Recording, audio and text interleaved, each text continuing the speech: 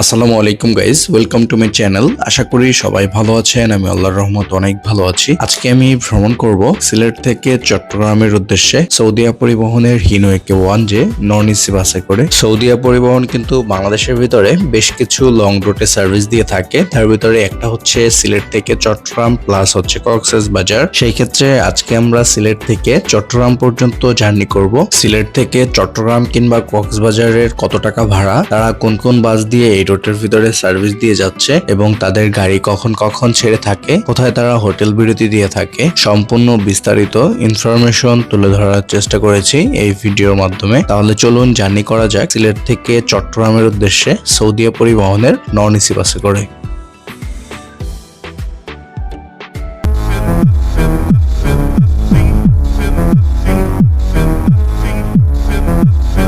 অবস্থান করতেছি সিলেট হুমায়ুন রশিদ চত্বর সৌদিয়া পরিবহনের নিজস্ব কাউন্টারে। এখান থেকে আপনারা ঢাকা, চট্টগ্রাম, কক্সবাজার বিভিন্ন জেলার গাড়ি পেয়ে যাবেন। প্রথমত চলুন আমি আমার টিকিটটি কালেক্ট করে নিই। আমি টিকিটটি সহজের মাধ্যমে কেটেছিলাম, তবে আপনারা চাইলে কাউন্টার নাম্বারটি আমি আমার ভিডিওর ডিসক্রিপশনে দিয়ে দিব, ওখান থেকে ফোন করে টিকিট কাটতে পারবেন।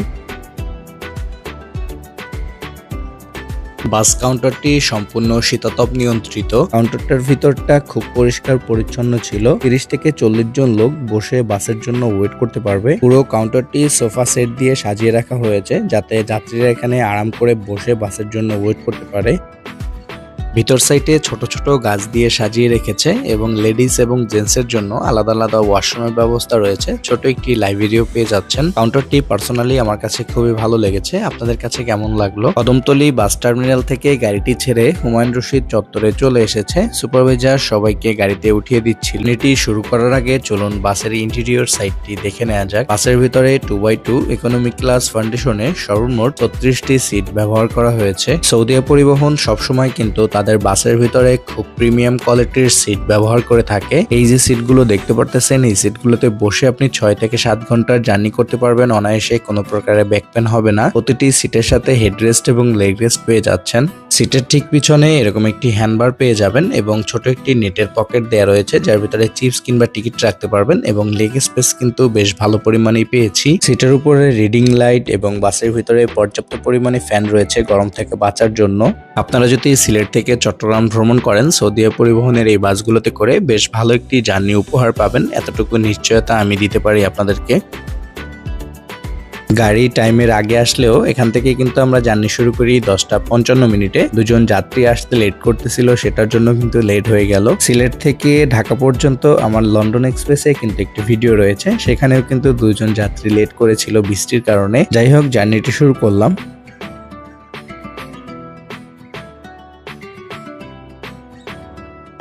সিলেট, চট্টগ্রাম কিংবা কক্সবাজার সৌদিয়া পরিবহনের ভাড়ার বিষয় যদি আমি বলতে যাই, সিলেট থেকে চট্টগ্রাম সৌদিয়া পরিবহনের নন এসি বাসের ভাড়া 900 টাকা, এসি বাসের ভাড়া হচ্ছে 1200 টাকা। সিলেট থেকে কক্সবাজার তাদের এসি বাসের ভাড়া হচ্ছে 1750 টাকা এবং নন এসি বাসের ভাড়া হচ্ছে 1300 টাকা। সিলেট থেকে আপনারা গাড়িগুলো কখন কখন পাবেন? কক্সবাজারের জন্য রাতে 7:30টাতে একটা পাবেন, 8:30টাতে একটা পাবেন এবং 9টার সময় একটা গাড়ি পেয়ে যাবেন। টোটালি 3টা ট্রিপ তারা পরিচালনা করছে। এবং ঢাকা চট্টগ্রামের কথা যদি আমি বলি, সেই ক্ষেত্রে ঢাকা চট্টগ্রামের ভিতরে তারা বর্তমানে 3টা ট্রিপ পরিচালনা করতেছে, সকালে একটা এবং রাতে 2টা। একটা হচ্ছে 7:30টা, একটা হচ্ছে 9:30। আমরা এখন বর্তমানে যে ব্রিজটির উপরে রয়েছি, এটার নিচে কিন্তু রেল লাইন রয়েছে এবং ট্রেনও কিন্তু যাচ্ছে। 11টার ট্রেন মেবি এটা সিলেট থেকে ছাড়লো ঢাকার উদ্দেশ্যে।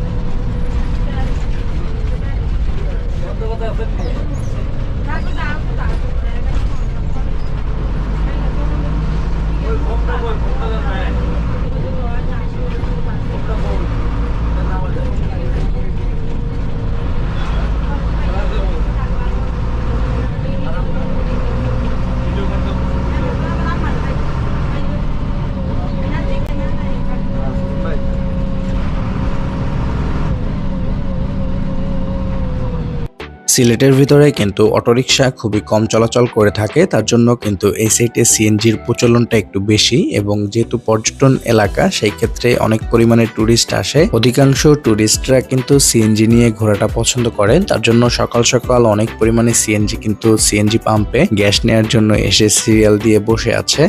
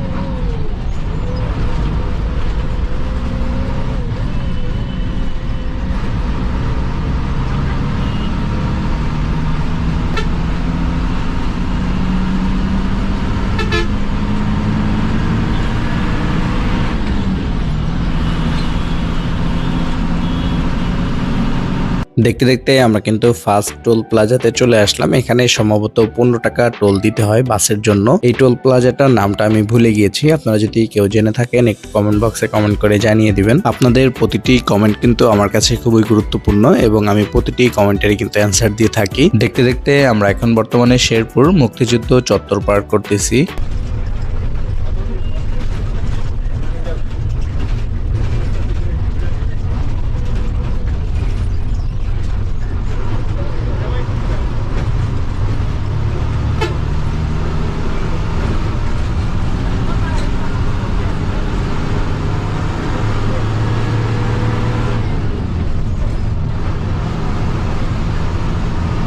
হঠাৎ করে আমাদের ডাইন সাইড থেকে হানিফের একটি ওয়ানজে গাড়ি আমাদেরকে ওভারটেক করে মেবি ঢাকার দিকে চলে গেল। আমাদের গাড়ির স্পিডের কথা যদি আমি বলতে যাই, সেই ক্ষেত্রে 80 থেকে 90 এর ভিতরে ম্যাক্সিমাম টাইমে ছিল, তবে টপ স্পিড আমি পেয়েছি 98।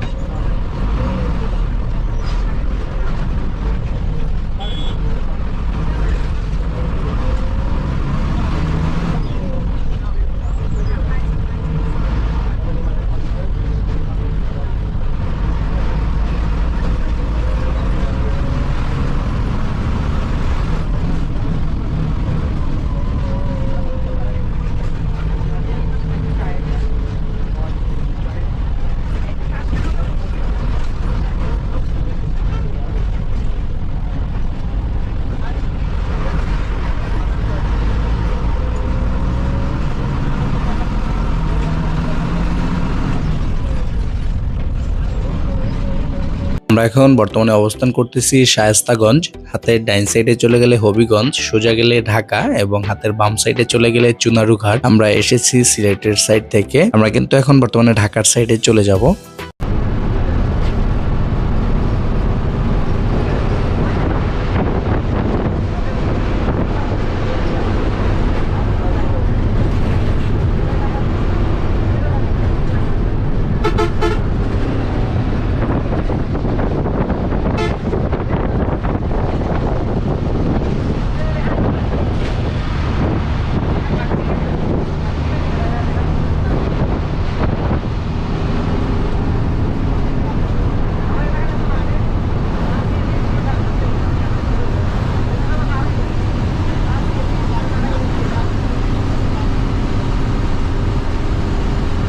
আরও একটি মুক্তিযুদ্ধ চত্বর পার করে আমরা পানশি হাইওয়ে রেস্টুরেন্টে চলে আসলাম। চট্টগ্রাম সিলেট রুটের ভিতরে ম্যাক্সিমাম গাড়ি কিন্তু এখানে হোটেল বিরতি দিয়ে থাকে। হোটেলটির বাহিরেও বেশ ভালো পরিমাণে স্পেস ছিল গাড়ি রাখার জন্য। আমরা যখন ঢুকতেছিলাম তখন কিন্তু শুধুমাত্র মামুন এন্টারপ্রাইজের একটি গাড়ি ছিল। আমাদের এখানে দুপুরের নামাজের এবং খাবারের বিরতি দেওয়া হয়েছে। তাহলে চলুন হোটেলটির ভিতর সাইডটি দেখে নেওয়া যাক।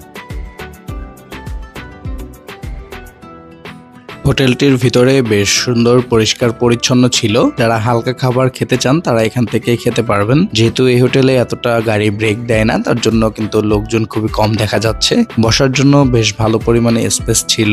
মহিলা এবং পুরুষদের জন্য আলাদা আলাদা ওয়াশরুমের ব্যবস্থা রয়েছে। দুপুরের লাঞ্চ হিসেবে হাঁসের মাংস অর্ডার দিয়েছিলাম। 2 পিস হাঁসের মাংস দিয়েছে, ডাল এবং আনলিমিটেড ভাত। 300 টাকা করে প্যাকেজ। এখানে খাবারের কোয়ালিটি আমার কাছে অতটা ভালো লাগেনি। আপনারা যারা রোড সাইড রেস্টুরেন্টে খাওয়া দাওয়া করবেন অবশ্যই খাওয়ার আগে প্রাইসটা জেনে নেবেন, কারণ রোড সাইড রেস্টুরেন্টগুলোতে খাবারের দাম তুলনামূলকভাবে একটু বেশি হয়ে থাকে। 39 মিনিট হোটেল বিরতি শেষ করে আমরা আবারও জার্নি শুরু করলাম চট্টগ্রামের উদ্দেশ্যে।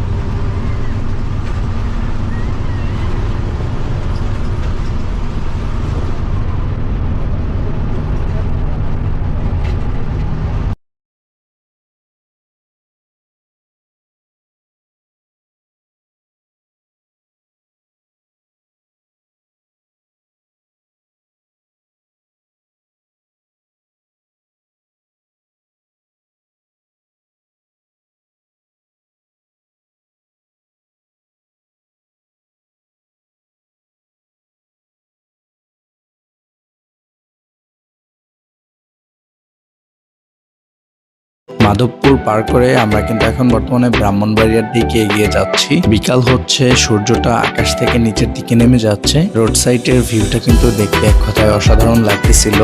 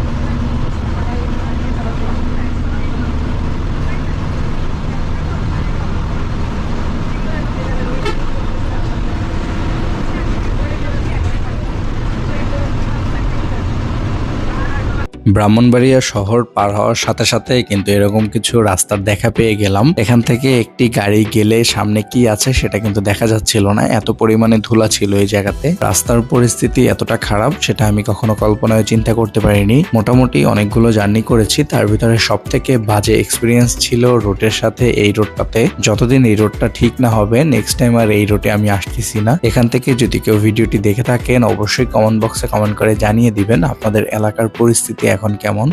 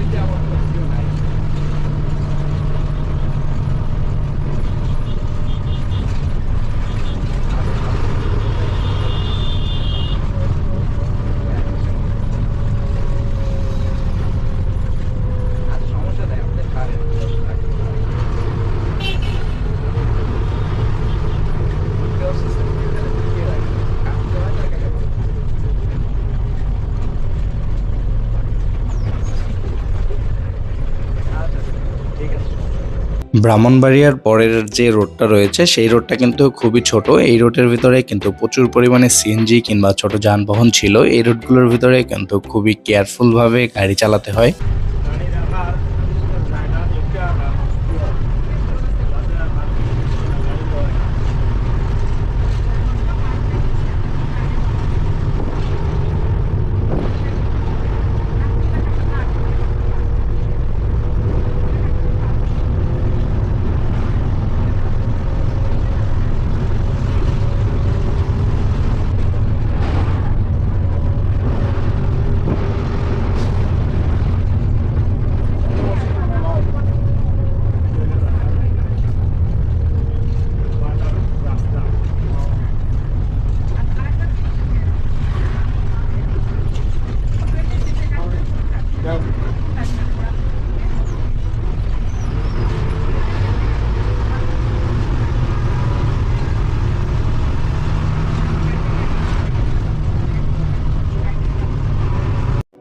সন্ধ্যা 5:45 আমরা ময়নামতিতে এসে পৌঁছালাম। যেহেতু 6টার ভিতরে অন্ধকার হয়ে যায় সেই ক্ষেত্রে এখন কিন্তু সন্ধ্যাই বলা যায়। ময়নামতিতে আসার সাথে সাথে কিন্তু প্রচুর পরিমাণে জ্যামের দেখা পেয়ে গিয়েছিলাম। এখান থেকে উঠে হাতের বাম সাইডে চলে গেলে কিন্তু কুমিল্লা।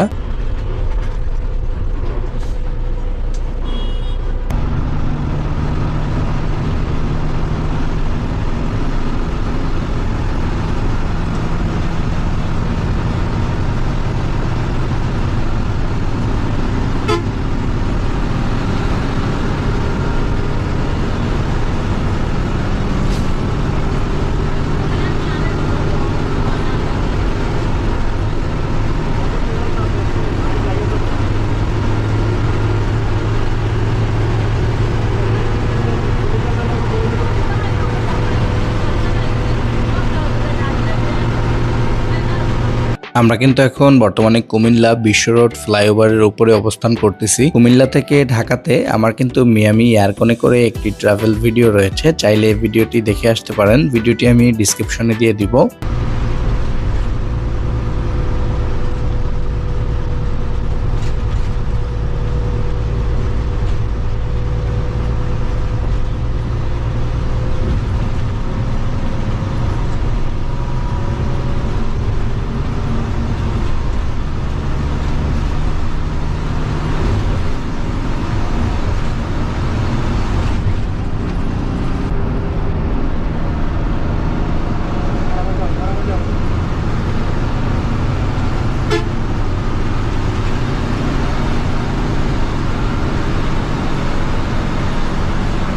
কুমিল্লা পার করে মিরাবাজার পার করে আমরা কিন্তু বর্তমানে অবস্থান করতেছি হোটেল টাইম স্কোয়ারে। টাইম স্কোয়ার কিন্তু সৌদিয়া পরিবহনের নিজস্ব হোটেল। ঢাকা কক্সবাজার কিংবা সিলেট কক্সবাজার কিংবা ম্যাক্সিমাম রুটের ভিতরে তারা কিন্তু বুফে সার্ভিসটা চালু করে রেখেছে। সেই বুফে খাবারটা কিন্তু এই হোটেলে দেওয়া হবে আপনাদেরকে। যেহেতু আজকে আমরা এমন একটা টাইমে এসেছি যখন হোটেলটা খুবই ফাঁকা দেখা যাচ্ছিল, তাহলে চলুন ভিতর থেকে ঘুরে আসা যাক।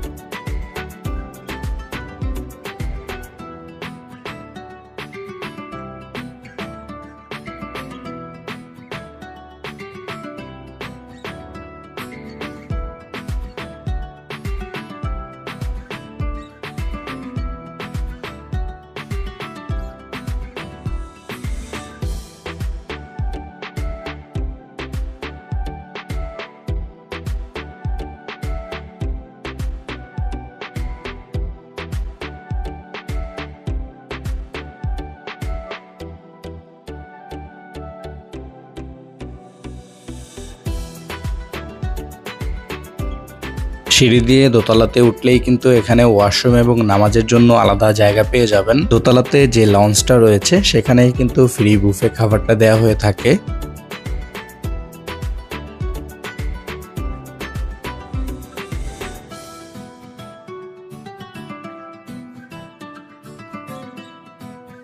হোটেলের ভিতরটা কিন্তু বেশ সুন্দর, পরিষ্কার পরিচ্ছন্ন ছিল এবং অনেক সুন্দর করে সাজানো গোছানো রয়েছে।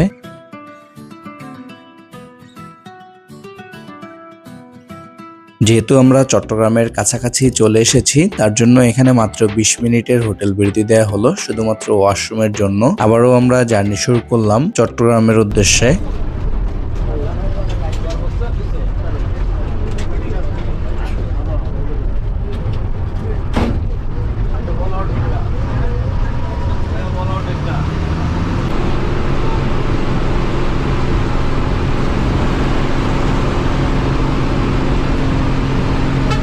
সন্ধ্যা 7:12 আমরা ফেনী মহিপাল ব্রিজের নিচে অবস্থান করতেছি। ফেনীতে 2 জন যাত্রী ছিল নামার জন্য, তার জন্য ব্রিজের নিচে দিয়ে আসা হয়েছে। তাদেরকে এখানেই আমরা নামিয়ে দিব।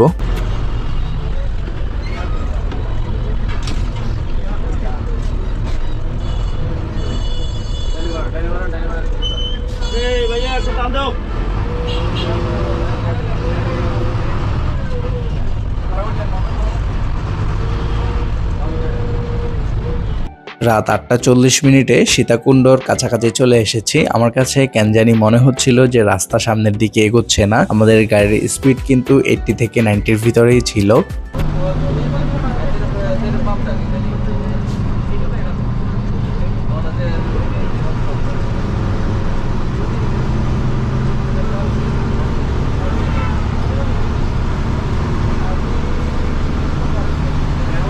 রাত 9:05 আমরা চট্টগ্রাম সিটি গেট দিয়ে চট্টগ্রামের ভিতরে প্রবেশ করলাম। চট্টগ্রামের ম্যাক্সিমাম জায়গাতে লোক নামানোর ছিল, তাদেরকে নামিয়ে দিয়ে কিন্তু আমরা লাস্ট কাউন্টার দামপাড়াতে চলে যাব। সকাল 10:55 সিলেট থেকে জার্নি শুরু করে 2টো হোটেল বিরতি, 2টো নামাজের বিরতি পার করে আমরা কিন্তু এখন বর্তমানে চট্টগ্রামে অবস্থান করতেছি রাত 9:15। অ্যারাউন্ড 10 ঘন্টার মতন লাগলো আমাদের সিলেট থেকে চট্টগ্রামে আসতে। জার্নিটা খুবই ভালো কিংবা খুবই খারাপ বলবো না। রাস্তার পরিস্থিতি যদি ভালো হতো তাহলে জার্নিটা আমি টপ নচ বলতে পারতাম। রাস্তার কারণে আমি খুবই প্যারা খেয়েছি, তবে সৌদিয়া পরিবহন সার্ভিস দিয়েছে 100-এ 100। পরবর্তী ভিডিও দেখার আমন্ত্রণ জানিয়ে আজকের মতন এখানেই বিদায় নিব। সবাই ভালো থাকবেন এবং আমার জন্য দোয়া করবেন। আল্লাহ হাফেজ।